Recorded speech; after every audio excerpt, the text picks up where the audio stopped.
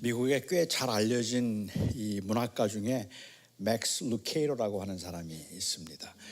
이 맥스 루케이로라고 하는 사람이 쓴 책이 Gentle Thunder이라고 하는 책을 썼는데 아마 한국말로는 번역이 됐는지 잘 모르겠습니다. 그 Gentle Thunder이라고 하는 책에서 이런 이야기를 하나 소개한 적이 있습니다.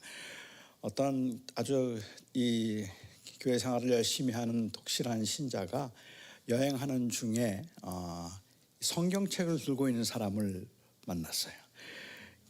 교회에 다니는 사람이 성경책을 들고 있는 사람을 보고 저 사람도 교회에 다니는가 싶어서 한편으로 굉장히 반가웠습니다. 그래서 그에게 교회 다니냐고 물었어요. 그랬더니 그도 반가워하면서 자기가 교회 다닌다고 이야기를 했습니다. 하지만 요즘은 이상한 교회도 하도 많고 그리고 입장이 다르면 오히려 믿는 사람보다 안 믿는 사람이 더 편하죠. 믿는 사람이 더 불편할 수 있어서 조금 더 확인해 봐야 되겠다는 생각이 들었습니다. 그래서 그에게 물었어요. 예수 그리스도께서 하나님이시며 동정녀를 통해서 탄생하신 것을 믿으세요? 라고 물었습니다. 그러자 그가 물론이죠. 믿습니다라고 대답을 했습니다. 예수님께서 우리의 죄를 위해서 십자가에 죽으신 것도 믿나요? 그럼요. 저를 위해서 죽으셨는데요. 중생한 크리스천입니다. Must be a born again Christian. 너무 반가웠어요. 이 사람은 참 중생했구나 생각했어요. 조금 더 알아보고 싶었습니다. 혹시 인간에 대해서는 어떻게 생각해서 하세요? 인간은 은혜가 아니면 죽을 수밖에 없는 죄인이 인간이 아니겠습니까? 은혜가 뭐죠? 은혜는 사람이 할 수 없는 것을 하나님이 대신해 주신 사랑이죠.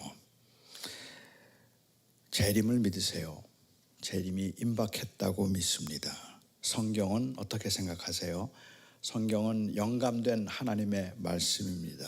교회는요, 교회는 그리스도의 몸입니다. 이렇게 복음적인 기독교인 만나기 쉽지 않습니다. 너무 반가웠어요. 진짜 신자입니다. 서로 반가워하면서 그 사람도 반가워하고, 혹시 어느 교회를 다니세요? 교회 다니시는 교회가 보수교회인가요? 진보교회인가요? 저는 보수적인 교회를 다니고 있습니다. 교단을 물어봐도 될까요? 제가 다니고 있는 교회의 교단은 Southern Congregationalist Holy Son of God Dispensationalist Triad Convention 교단입니다. 남침내 교단으로 하나님의 아들, 거룩한 아들, 세대주의적 입장을 취하고 삼위일체를 수호하는 총회 소속입니다. 가슴이 뛰기 시작합니다. 이게 여행 갔다가 같은 교단 사람 만나는 거 쉽지 않으니까. 계열은 어떤가요? 저는 환란 후 전천연설을 믿으며 그리고 비오순절파로 킹 제임스 흠정역을 읽고 주잉글리의 성찬설을 지지하는 계열에 속해 있습니다. 완전히 자기예요. 너무 반가웠어요. 두 사람이 손을 붙잡고 막 펄쩍펄쩍 뛰면서 서로 좋아합니다. 이런 형제, 자기하고 똑같은 형제를 만나다니 너무 좋잖아요. 이제 하나만 더 확인하면 됩니다. 그래서 그에게 물었어요. 지금 다니시는 교회 강대상이 나무로 됐나요? 유리로 됐나요? 그러자 그가 대답하기를 저희 교회 강대상은 유리로 됐는데요. 갑자기 가슴이 싸늘해집니다. 유리로 된 그 강대상은 왠지 좀 세속적이고 좀 타협한다는 생각이 들어서 그래도 말씀이 선포되는 강대상은 조금 나무로 된 고전적인 것이어야 된다고 자기는 생각하고 있었는데, 그런데 그 유리로 된 그러한 이 강대상이 있는 교회를 다닌다고 하니까 갑자기 좀 마음이 좀 싸늘해지기 시작하고 왠지 더 이상 이야기하면 그러면 마음이 상할 수도 있겠구나 하는 생각이 들었습니다. 함께 할 수 있는 사람이 아니겠다 싶어서 그래서 더 이상 말을 섞지 신앙에 관한 이야기는 하지 않기로 했습니다. 사람들은 아홉이 같고 하나가 다르면 그 같은 것에서 동질감을 느끼는 것이 아니라 다른 것에서 이질감을 느끼게 됩니다.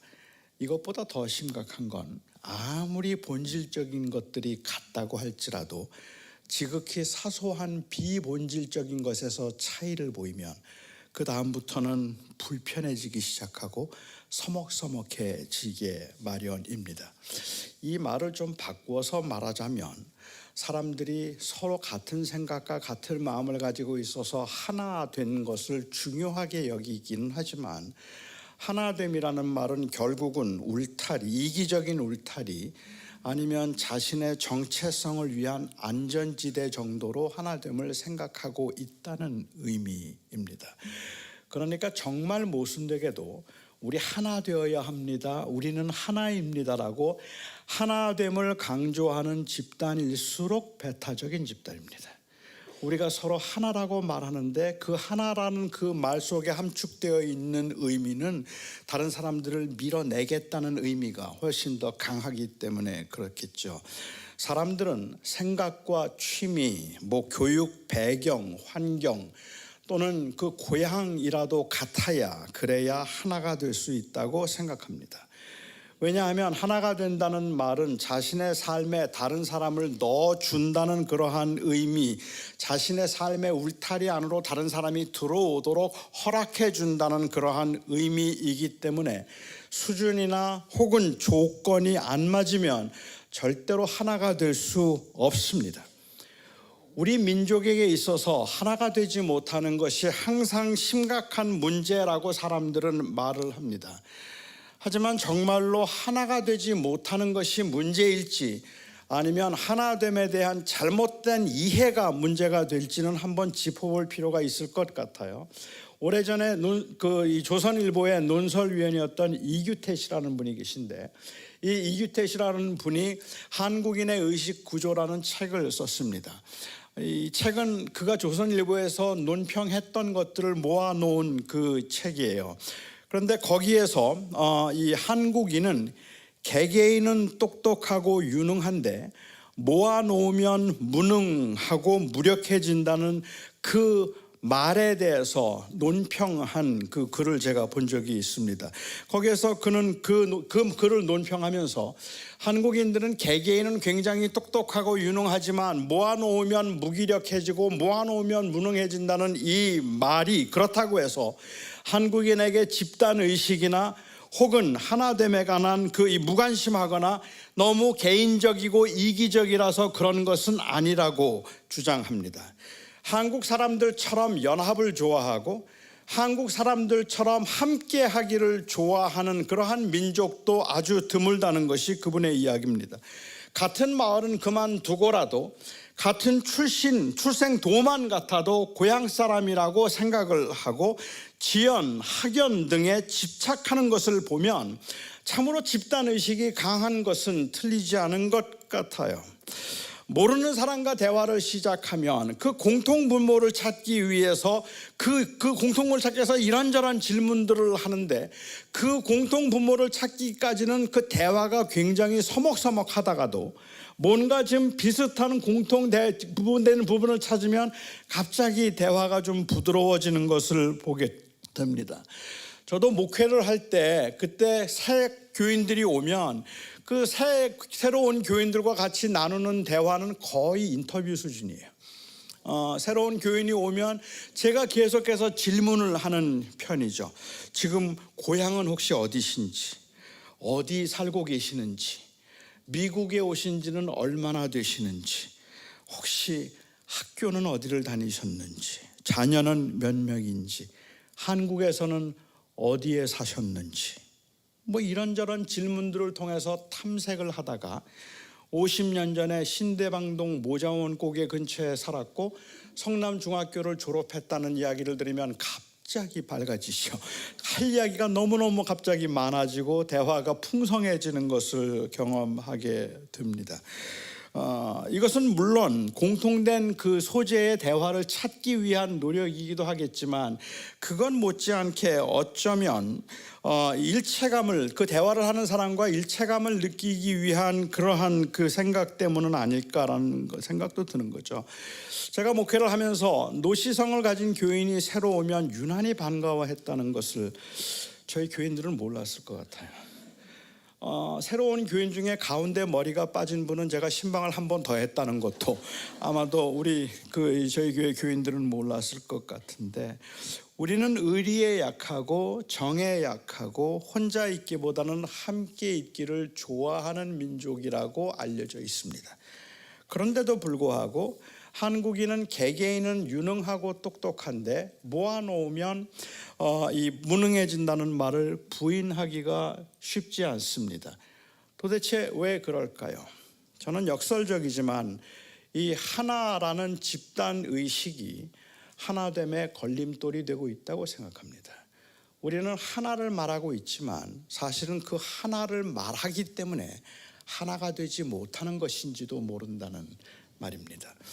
영어에서 제일 많이 나오는, 중요하다고 말할 수 있는 제일 많이 나오는 인칭 대명사가 있다면 뭘까요?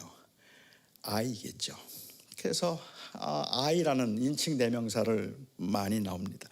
한국 사람들이 제일 많이 사용하는 인칭 대명사는 뭘까요? 우리입니다. 우리는 I보다는 we를 더 선호하는 편입니다. 내 아내 보고도 우리 아내라고 이야기를 하고, 외아들인데도 우리 아버지, 우리 어머니라고 이야기하고, 다른 교회에 다니는 한 사람과 대화를 나누면서도 계속해서 우리 교회라 그래요.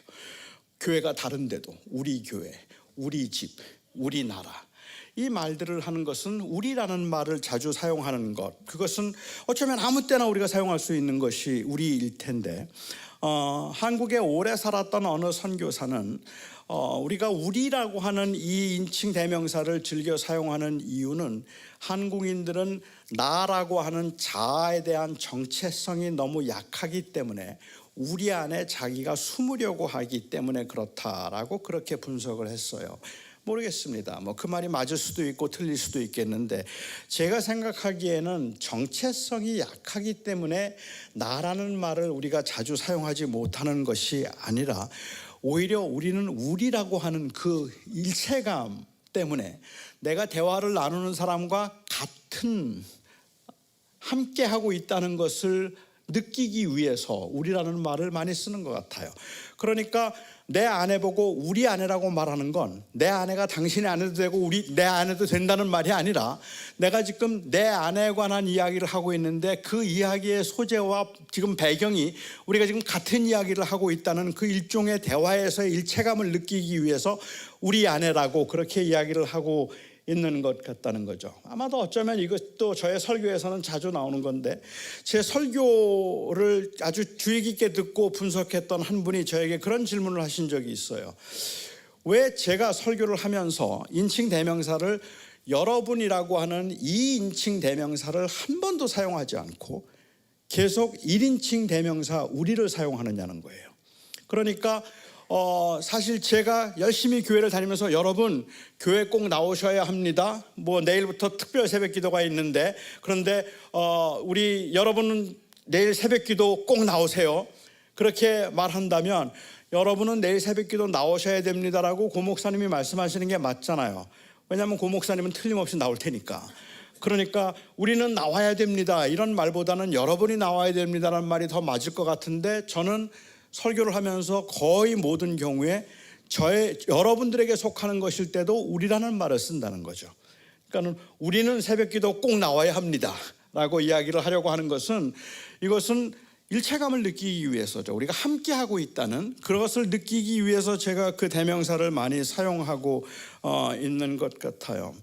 우리 한국말에서 우리라는 이 말은 이건 단순히 그냥 1인칭 복수 대명사가 아니라 아주 특별한 의미를 가지고 있는 그러한 이 대명사라고 부르는 게 더 맞지 않을까. 그러니까 우리라는 말은 일체감을 의미하기도 하고 각별하다는 뜻입니다. 그냥 복수를 이야기하는 것은 아니에요.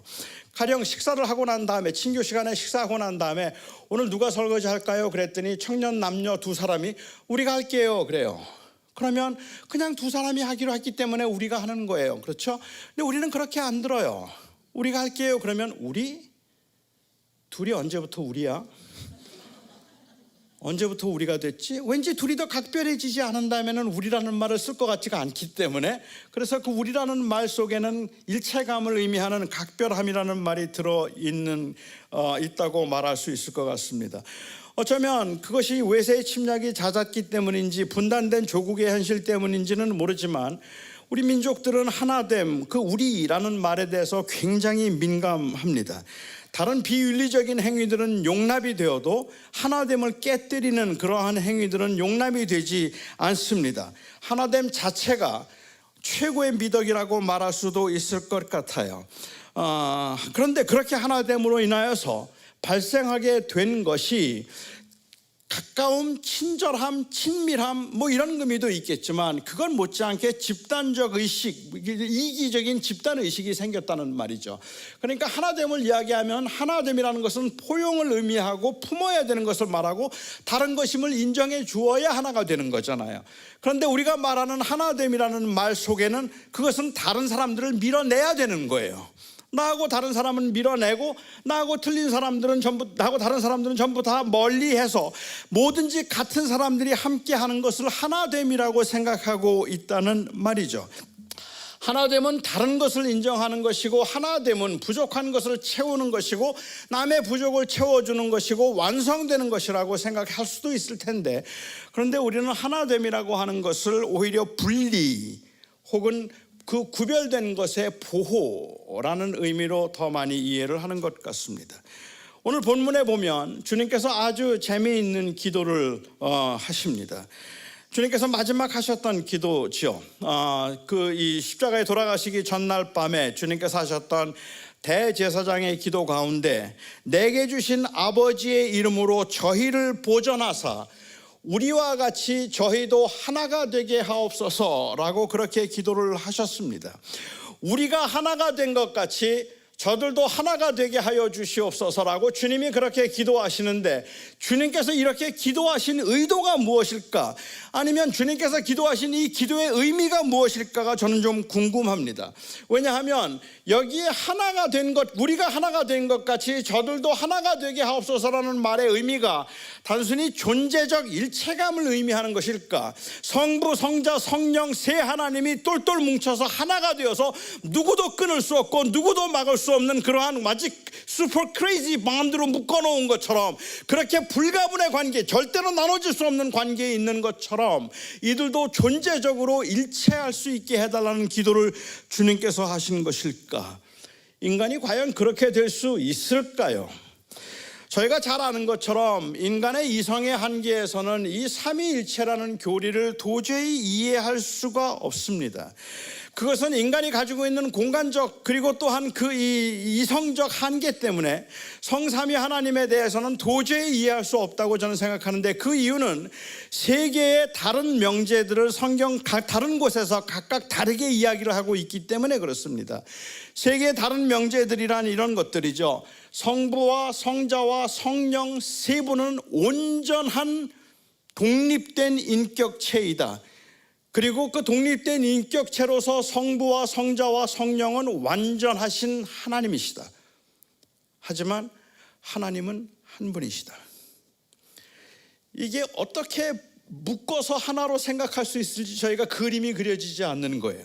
그러니까 이것을 이해하기 위해서 설명을 하다 보면 마치 하나님은 한 줄기에 한 몸에 세 개의 머리를 가진 괴물이 되거나, 아니면은 하나님은 물에서 증기에서 얼음으로 이렇게 바뀔 수 있는 트랜스포머가 되거나, 혹은 삼신론이 되거나, 아니면 하나님은 그냥 셋으로 나누어진 세 등분으로 나누어져서 온전하게 하나를 이루시는 3분의 1 하나님이 되거나, 이런 이단들에 빠지게 되는 거죠. 우리는 사실 이 삼위일체를 온전히 이해할 수 없는데, 더 슬픈 이야기는 천국 가도 몰라요. 우리가 천국에 가서 주님을 만나도 이건 이해할 수가 없을 겁니다. 왜냐하면 우리가 천국에 간다는 말, 그리고 구원을 받고 완전해진다는 말의 의미는 완전한 인간성을 회복한다는 의미이지 하나님이 된다는 의미는 아닙니다. 그러니까 천국에 간다고 해서 우리가 신격화되는 것이 아니라 사실은 인간성의 회복이라고 보는 게 더 맞을 것 같아요. 여전히 하나님처럼 되지는 못하는 이성의 한계는 천국 가도 있다는 말입니다. 조금 더 실제적인 이야기, 슬픈 이야기를 할까요? 천국 가도 공부하셔야 돼요.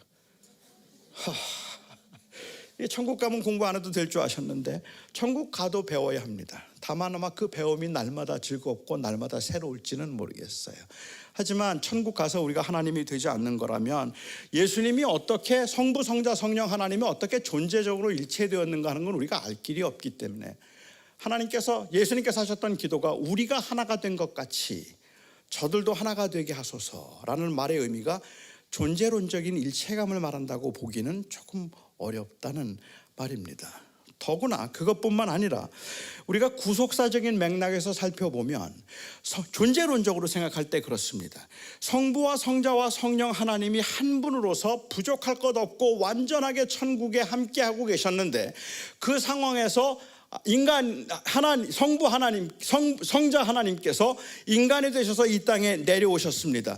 그래서 성부 하나님을 떠나서 인간이 되어서 이 땅에 내려오심으로 인간과 하나가 되기를 원하셨다는 말입니다. 그러니까는 존재론적으로 생각한다면 우리가 하나가 된 것 같이라는 말의 의미가 우리가 똘똘 뭉쳐있는 것처럼 이라고 이야기한다면 성자 하나님께서 떠나지 않는 게 맞는 거잖아요. 그 자리에 계셔야 되잖아요. 그런데 성자 하나님께서 성부 하나님을 떠나서 이 땅에 오셨고 그것을 하나됨이라고 부른다면 여기서 말하는 하나됨이라는 말은 존재적 일체감을 말하는 것이 아니라 사명적 일체감을 이야기한다는 거죠. 인간을 구원하기 위한 하나님의 계획에 있어서 성부 하나님께서 계획하시고 성자 하나님께서 이것을 이루시고 성령 하나님께서 그것을 적용시킴으로 인간이 구원받아서 하나님의 백성이 되도록 하는 그 일에 하나가 되셨다는 말입니다. 우리가 그렇게 하나가 된 것 같이 저들도 하나가 되게 하옵소서라는 말의 의미는 따라서 그들이 하나가 되게 하라는 이야기는 똘똘 뭉쳐서 서로 친하게 지내라는 이야기를 하고 있는 게 아니라는 말이죠. 서로 똘똘 뭉쳐서 친하게 지내는 것으로 이야기한다면 이 험한 세상에 나가면 안 되는 거예요. 그들이 차라리 12명이 갈릴리 감람산에 어디엔가 그 텐트를 지어놓고 신앙촌 만들어 놓고 그리고 12명이 같이 살면 되는 거잖아요. 하나가 될 수 있다면. 그리고 예수님의 부활을 경험하지 못했고 주님과 친밀하게 교제하지 못했던 사람들이 그 모임에 들어오고자 한다면 쫓아내야죠. 다르니까. 그래서 그들이 그냥 함께 모여서 어우러져서 재미있게 사는 거 주님께서 그것을 기대하셨겠는가 말입니다. 저들이 하나가 되게 해달라는 말의 의미가 그렇게 서로 친하고 친밀하게 지내라는 이야기였을까 하는 겁니다.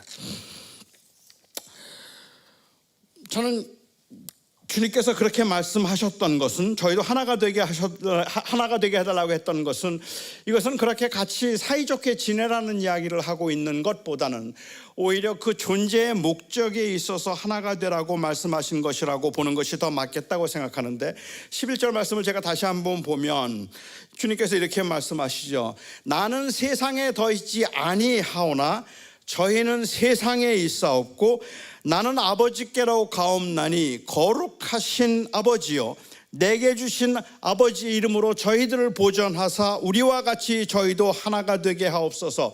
여기서 주님께서 지금 그들이 하나가 되어야 되는 그 이유를 말씀하시면서 하시는 말씀이 나는 이제는 내가 세상에 더 있지 않지만 저들은 세상에 있기 때문이라고 이야기를 해요.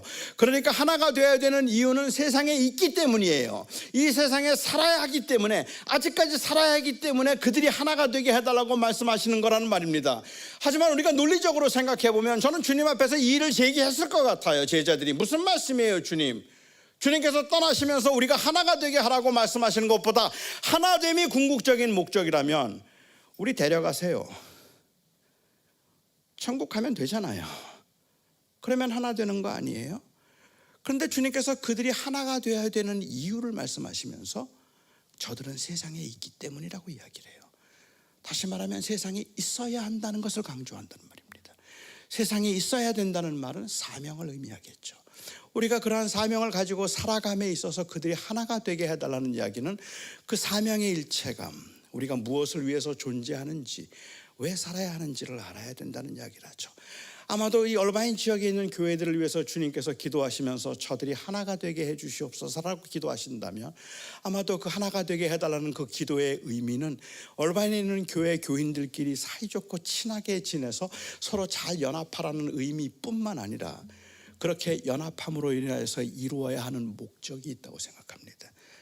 그것이 바로 다른 사람들을 품는 것입니다. 그 하나됨의 역설이죠.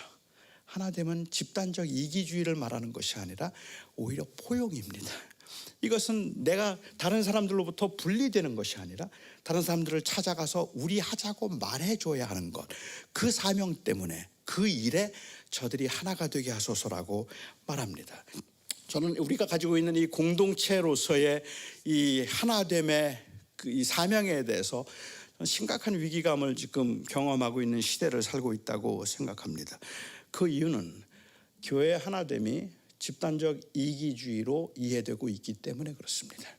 너무 많은 사람들은 교회가 하나됨을 이야기하고 서로 교인들이 너무 화목하고 좋으면 부러워하기도 하겠지만, 하지만 그 본질적인 사명을 잃어버린 상태에서는 저는 공동체적 위기감을 느낄 수밖에 없다고 생각해요.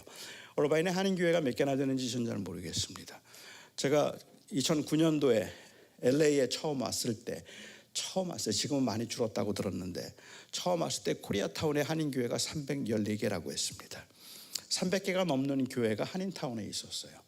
그리고 저는 그 당시에 교인들에게 도전할 때, 그래서 코리아타운이 지금 밝아졌나요?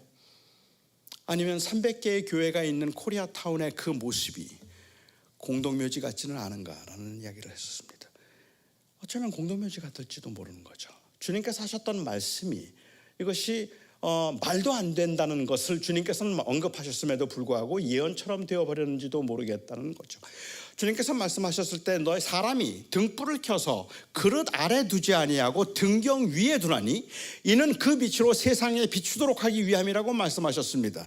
그러니까 주님께서 말씀하실 때 어떤 사람이 도대체 불을 켜고 난 다음에 그 등불을 밝히고 난 다음에 그걸 그릇으로 덮어놓는 사람이 어디에 있겠느냐는 거예요. 누구든지 불을 켜는 이유는 그 불을 등경 위에 두어서 세상이 더 밝게 만들기 위해서 불을 켜지, 불을 켜서 그릇으로 덮는 사람이 어디에 있겠느냐? 없다는 말이죠. 있을 수 없는 일이라는 이야기죠. 그런데 그 있을 수 없다는 이야기가 지금 현실처럼 가능해진, 아니 보고 있는 현실이 되었다면 어떤가 말입니다. 교회가 너무 밝아요. 사람들 안에는 그래서 이 100개, 200개, 300개의 공동묘지처럼 그릇으로 덮은 교회들이 있는 거죠. 그리고 교회들끼리 서로 경쟁해요. 어느 교회가 더 밝은가? 이 교회가 더 밝은가? 저 교회가 더 밝은가? 사람들이 소문이 나기 시작해요. 그 교회 목사님 말씀 좋대. 거기에 교인들 정말 사이 좋대. 거기는 안 싸운다. 거기는 너무너무 화목해. 그러면 사람들이 슬금슬금 그 그릇 안으로 들어가요. 그래서 그 그릇으로 사람들이 점점 많이 모여들기 시작하고 꽉 차서 이제는 불편해져요. 그러면 그릇을 열죠. 그리고 더 큰 그릇으로 덮어요. 그래서 그 안은 너무 밝은데, 너무 사이가 좋은데, 너무 하나가 되었는데 그 영향이 세상으로 나가지는 않아요. 그냥 그 안만 밝히고 있는 거죠. 저는 이 모습이 집단적 이기주의의 모습이라고 생각하는 거예요.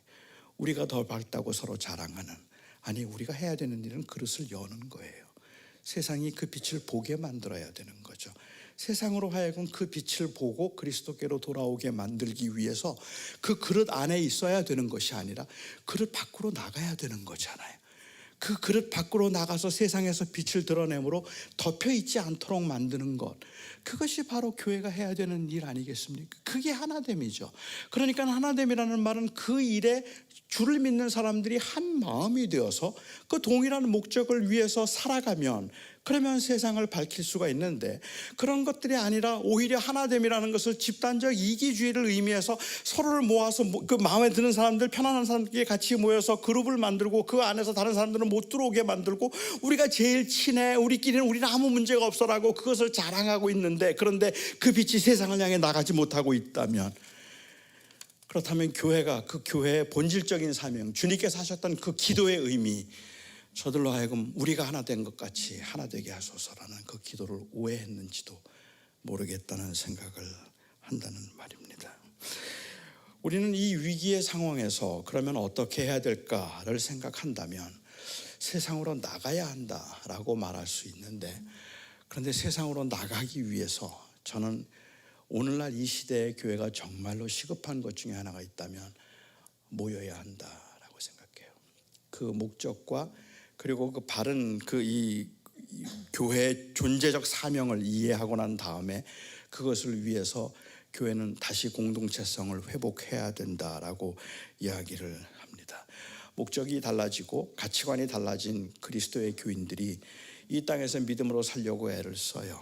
정말로 세상에 빛이 되어야 되겠다고 생각하고 여러분들이 오늘 말씀 가운데 주의 성령께서 감동을 주시고 은혜를 주셔서 내가 세상에서 빛이 되는 삶을 살아야 되겠다, 많은 사람들에게 그리스도의 복음을 전하고 그리스도의 가치관을 가지고 살아내어서 세상 사람들이 주님께로 돌아오는 일들을 내가 내 주변에서, 내 일터에서, 내 직장에서, 내 학교에서 내가 그걸 보는 삶을 살아내리라고 그렇게 말씀하시고 한 주간 동안 살아보시면 얼마나 지치는지, 얼마나 안 되는지, 얼마나 버거운지, 너무 힘들고 너무 많이 상처를 받고 너무 많이 깨지고 너무 아파서 이건 도저히 안 되겠다는 생각이 들어서 그야말로 처절해질 수밖에 없는 것이 우리에게 주어진 삶의 현실이라는 말입니다. 그래서 우리는 이 교회를 또 찾아와야 하는 거잖아요. 이게 혼자 갈 수 있는 길이 아니구나. 이게 나 혼자서 세상에서 빛이 된다고 세상에 빛이 드러나는 게 아니라 우리가 내게 주어진 삶의 현장에서 빛을 드러내는 삶을 살기 위해서는 정말로 그 사명을 가지고 함께 그 사명을 가지고 살아가는 사람들이 서로 격려하고 붙들어주고 위로하고 세워주고 예배하고 다시 본질을 회복하게 하고 다시 내가 무엇을 위해서 사는지를 확인하게 만드는 그 일이 필요하겠구나. 그래서 교회가 필요하잖아요.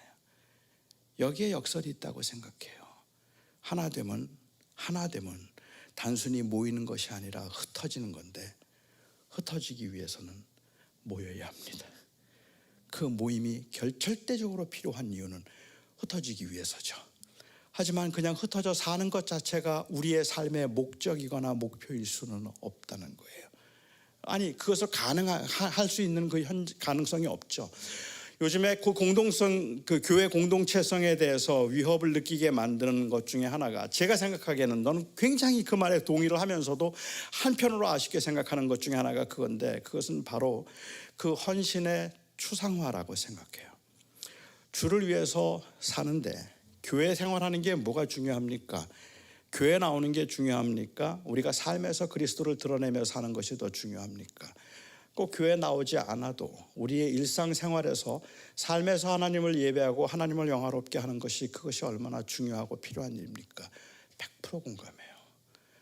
저는 그동안에 지나칠 정도로 교회 생활이 곧 신앙생활이라고 생각하고 이 교회가 곧 성전인 것처럼 그렇게 착각하고 했던 그 현상에 대한 강력한 거부와 반작용에 저는 100% 공감할 수 있습니다. 하지만 그렇게 했기 때문에 생길 수 있는 또 다른 위험을 저는 보기 시작한 거죠. 어쩌면 제 목회 현장에서는 그렇게 해서 삶에서 하나님을 예배하십시오라고 이야기를 했더니, 삶에서 하나님을 예배한다는 그 말이 헌신을 추상적으로 만들어버리거나 아무것도 하지 않는 상태를 그냥 합리화시키는 것으로 만들어버리는 경우들이 발생하더라는 것입니다. 우리에게 정말로 위험한 적이 있다면, 우리가 가지고 있는 이 편리주의에 익숙해져 있는 지극히 개인주의적인 생각이, 우리가 삶 전체를 주님께 드린다고 그렇게 고백하고 교회 꼭 나와야 되나요? 아니에요. 안 나오셔도 돼요. 꼭 하나님 믿는 사람들이 꼭 교회 열심히 봉사해야 되나요? 아니요, 안 그러셔도 돼요. 우리가 삶에서 주님을 영화롭게 하면 되는 거예요. 저는 그 말이 틀리지 않았다고 생각하는데, 삶에서 하나님을 영화롭게 하며 살아가기 위해서 필요한 것이 바로 이 공동체다라는 말입니다. 그런데 이 헌신이 너무 추상화되었다는 생각이 들 때가 너무 많은 거죠. 삶을 주님께 드린다는 말은 아무것도 드리지 않는다는 말이 될 수도 있기 때문에 그렇습니다. 아주 오래전 이야기인데요, 이메일이 없을 때 LA에 사는 한 청년이 샌프란시스코에 사는 한 자매를 좋아했어요. 근데 너무 보고 싶었는데 거리가 있어서 못 보는 거죠. 그래서 편지를 썼습니다. 연애 편지를. 옛날 편지니까 조금 내용은 오글거리지만 그래도 여러분들은 충분히 무슨 뜻인지는 이해하시라고 생각하는데, 이 형제가 자매에게 편지를 썼어요. 당신이 너무 보고 싶습니다. 당신이 너무 보고 싶습니다. 만일 당신과 나 사이를 저 바다가 가로막는다면 나는 상어의 밥이 될지언정 저 바다를 헤엄쳐 건너서라도 당신께 갈 것입니다. 당신이 너무 보고 싶습니다. 당신과 나 사이를 저 사막이 가로막는다면 나는 그 사막을 기어가다가 목이 타서 죽는 일이 있더라도 기어서라도 나는 저 사막을 건너 반드시 당신에게 갈 것입니다. 당신이 너무 보고 싶습니다. 당신이 보고 싶습니다. 만일 당신과 나 사이를 맹수가 가로막는다면 나는 저 맹수와 피 터지기까지 싸워서 피 흘리기까지 싸워 죽는 한이 있더라도 그 맹수와 싸워 맹수를 물리치고 기어코 당신께 갈 것입니다. 당신이 너무 보고 싶습니다. 이번 목요일 비만 오지 않는다면 내가 꼭 당신께 가겠습니다.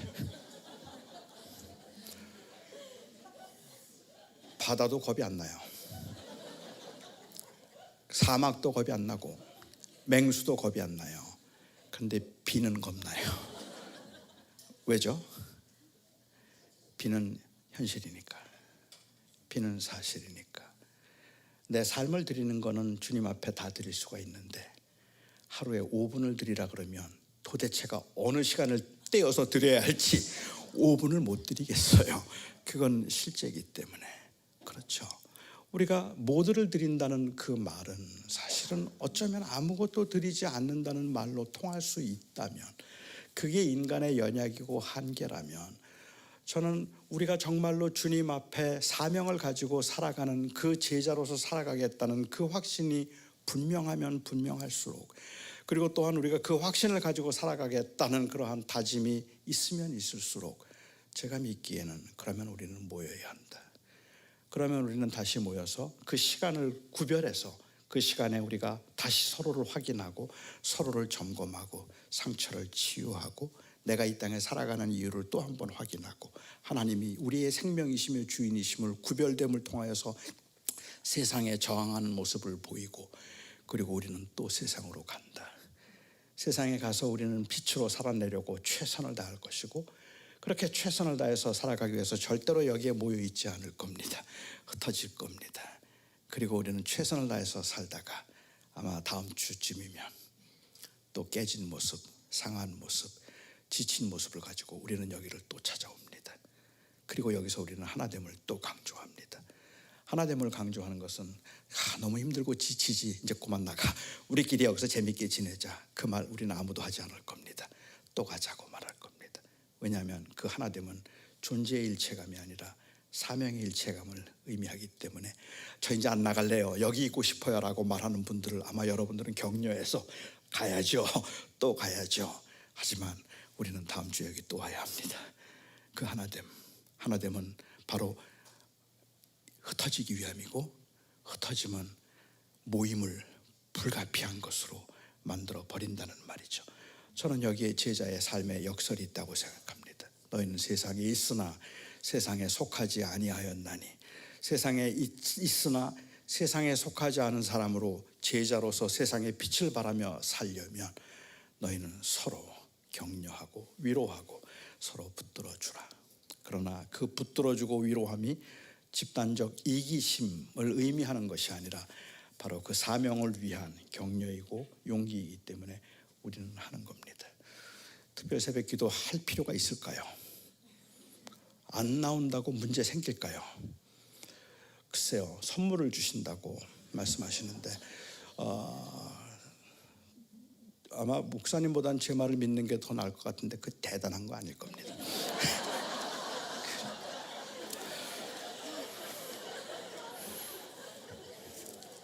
우리 교회가 이렇게 함께 뭉쳐서 교회를 사랑하는 마음이 생기고 으쌰으쌰함으로 인하여서 우리가 교회가 살아있는 것 같고 다시 교회가 힘을 얻어서, 그래서 이 교회가 잘 부흥할 수 있도록 만드는 발판이 될 수 있기 때문에, 만약에 그런 이유 때문에 특세를 한다고 하면 저는 죄송합니다, 안 나오셔도 된다고 말하고 싶어요.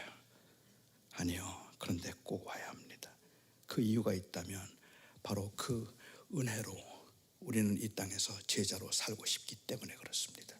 그런데 그 일이 너무 어렵기 때문에, 그 일이 너무 버겁기 때문에, 믿음을 지키며 사는 게 너무 힘들기 때문에, 그래서 우리는 또 한 번 나를 확인하고 또 한 번 내가 다시 일어나고 정신을 차리고, 그리고 세상에서 빛으로 하나 되게 하라고 하신 말씀을 이루기 위해서라는 말이죠. 저는 여기에 주님의 역설이 있다고 생각합니다. 하나 되면 밀어내는 것이 아니라 끌어안는 것입니다. 하나 되면 모이는 것이 아니라 흩어지는 것입니다. 하나 되면 견고하게 울타리를 쌓아서 안에 있는 것을 지키는 것이 아니라 울타리를 헐어서 안에 있는 것이 밖으로 흘러가도록 하기 위함입니다.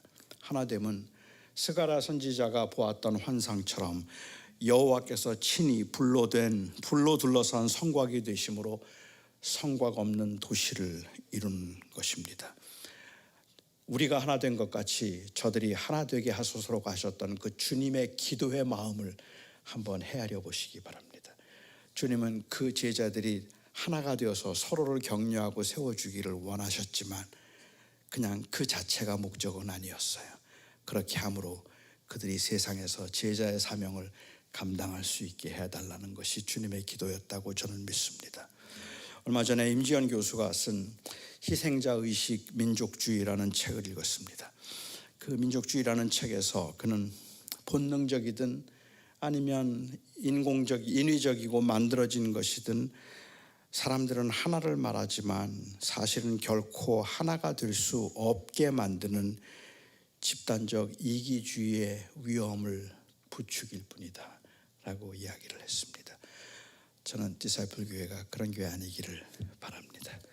그래서 그냥 다 흩어지면 되는 교회가 아니라 흩어지기 위해서 모이고, 그리고 모였으면 흩어지고, 흩어졌기 때문에 이 모임이 얼마나 소중한지를 알고 내가 믿음으로 살려고 애를 써봤기 때문에 성도들이 함께 기도하고 서로 격려하고 시간을 구별해서 하나님 앞에 다시 은혜를 사모하는 시간이 얼마나 귀한지를 또 다시 확인하고, 그렇게 은혜를 확인하고 너무너무 좋았다고 다음 주도 특세하자고, 또 그 다음 주도 특세하자고, 1년 내내 그 특세만 하자고 말하지 않고 이제 나가서 살게요라고 말하는 교회, 그 교회가 되기를 바랍니다. 기도하겠습니다. 사랑하는 나의 아버지 하나님, 저희들은 참 연약합니다. 우리들은 믿음으로 살자고 애를 쓰고 하나님께서 우리에게 주신 구원의 은혜가 세상의 어떤 것보다 귀하기에 그 구원의 은혜를 드러내며 살겠다고 마음을 다짐하지만 저희들이 가지고 있는 연약함과 여전히 남아있는 죄성은 우리를 매일 넘어지게 만들고 우리로 하여금 매일 흔들리게 만듭니다. 하나님, 그렇게 흔들리고 넘어짐에도 불구하고 우리가 이 땅을 살 수 있는 것이 은혜입니다. 그리고 그 은혜를 유지하고 그 은혜를 이어갈 수 있도록 하기 위해서 주께서 주님의 몸된 교회를 세워주셨으니 감사합니다. 아버지 하나님, 사랑하는 이 교회를 주님께서 붙들어 주셔서 이 교회가 이 지역사회에서 주님의 원하심을 잘 이루는 교회가 되게 하여 주시옵소서.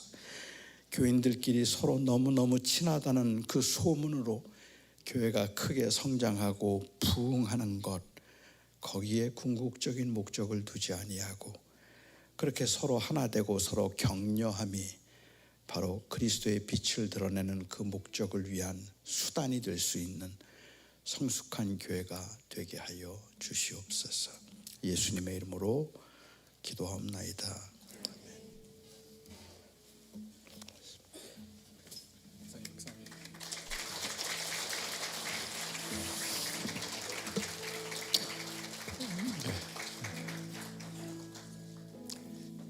이 시간 우리 찬양하겠습니다. 하나님께서 우리 교회를 지키시고 인도하시고 참 돌아보면 참 쉽지 않은 그런 코로나 기간이었지만은 하나님께서 참 모이기에 힘쓰는 우리 교회가 되게 하시고 또 우리에게 주신 사명, 세상의 빛과 소금의 역할을 감당하고자 하는 거룩한 열망을 우리 가운데 허락해 주셨습니다. 이를 위해서 우리가 이렇게 모이는 것입니다. 다시 한번 우리가 일어나기를 원합니다. 목사님 말씀하신 대로 참 저부터도 참 신앙의 열정을 지키기가 쉽지 않고 이 세상을 살아가는 것 만만치 않습니다. 그곳에서 크리스찬으로서 하나님의 자녀로서 선교적인 삶을 살고 빛과 소금의 역할을 감당하는 것, 가정에서, 일터에서, 우리가 있는 곳에서 참 만만치 않다는 것을 너무나 잘 알고 있습니다.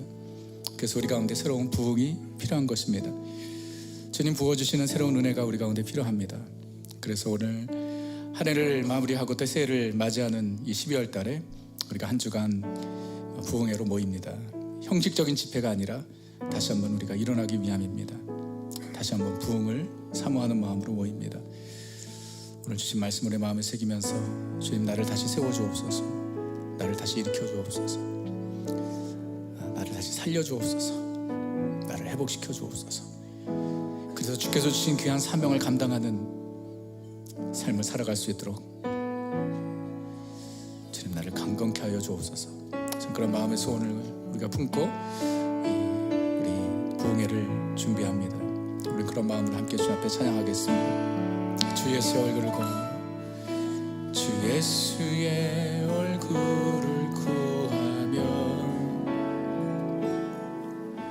예배하는 세대 일어나 주 위에 살며 주 위에 죽으니 이것이 우리의 부르심. 살기 위해 주 따르지 않고 죽기 위해 주를 따르며 내 가진 것 모두 주를 위해 드리니 주님의 일 행하시옵소서. 다시 한번 부흥을 주소서. 주의 나라가 이 땅에 다시 세워지는 그 영광을 우리 보게 하소서. 주 예수의 영광을 다시 한번 부흥을 주옵소서. 다시 한번 부흥을 주소서. 주의 나라가 이 땅에 다시 세워지는 그 영광을 우리 보게 하소서. 주님의 영광을 보게 하소서. 주 예수의 영광 다시 한번 부흥을 주옵소서. 우리를 살려주옵소서.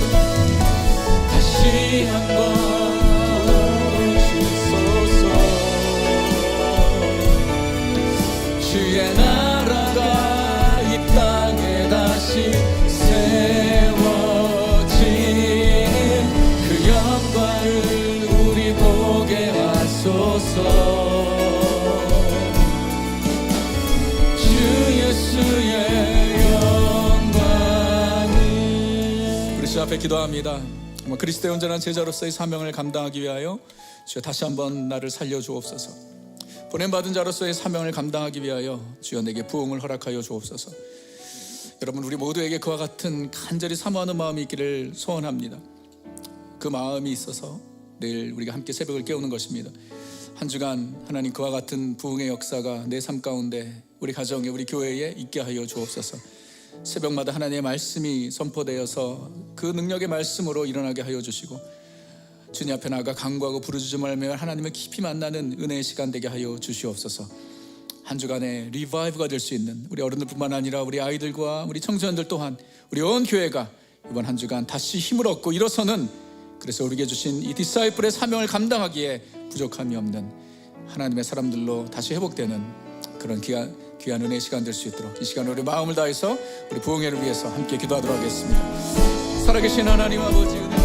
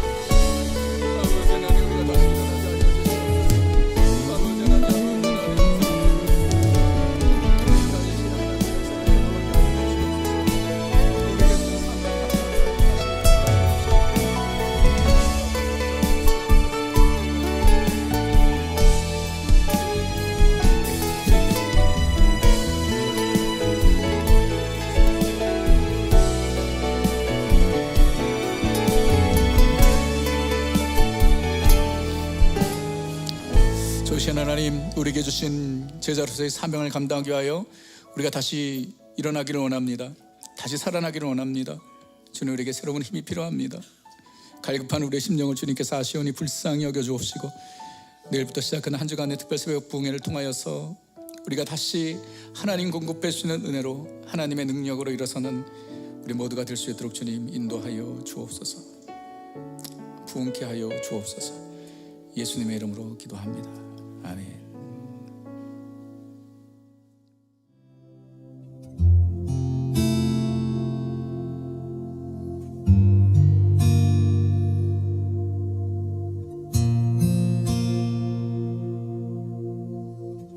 아마존 강이 말라가고 있습니다. 이 땅의 황무함을 보소서.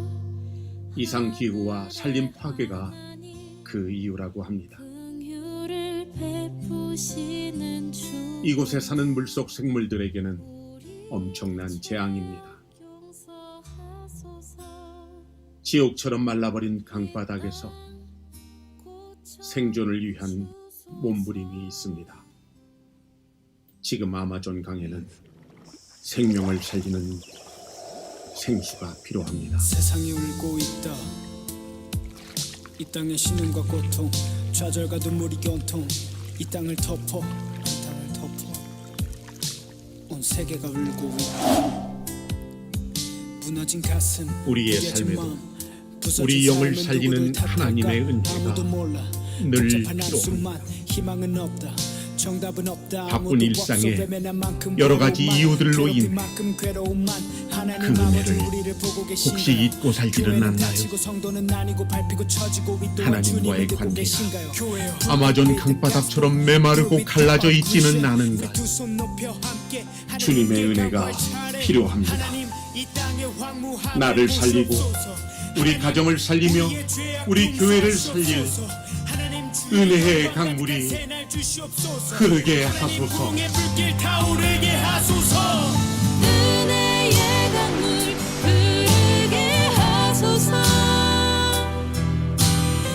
여러분 오해 마십시오. 은혜로 산다는 말은 그냥 적당히 살아도 된다는 말을 하고 있는 게 아닙니다.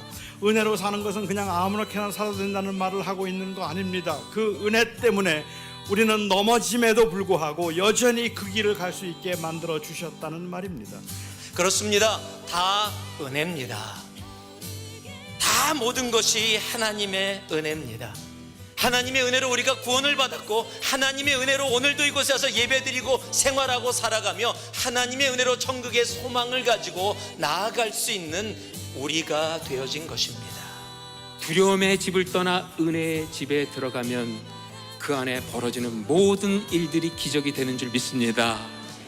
하나님의 질문하시는 사랑의 메시지를 들으십시오. 하나님의 선포하시는 살리는 말씀을 들으십시오. 그 말씀이 우리를 살릴 줄 믿습니다. 하나님 부흥의 불길 타오르게 하소서. 하나님 이 땅의 황무함을 부시옵소서. 하나님 우리의 죄악 용서하시옵소서. 하나님 주의 영광 가득한 사랑 주시옵소서. 하나님 부흥의 불길 타오르게 하소서. 일어나시겠습니다. 여러분, 앞뒤자분들과 진짜 진지하게 시리어슬리 내일 새벽에 뵙겠습니다. 한번 인사해 보세요. 내일 새벽에. 네? 한 번 더 인사하시겠어요? 안 나오면 사람이 아닙니다. 아멘. 참 은혜의 셀러브레이션, 축제가 될 것입니다. 그 사모하는 마음으로 우리 한 주간 매일 아침마다 연합했으면 좋겠습니다. 오늘 저녁 일찍 주무시고요. 기대하는 마음으로 내일 아침 함께 뵙도록 하겠습니다.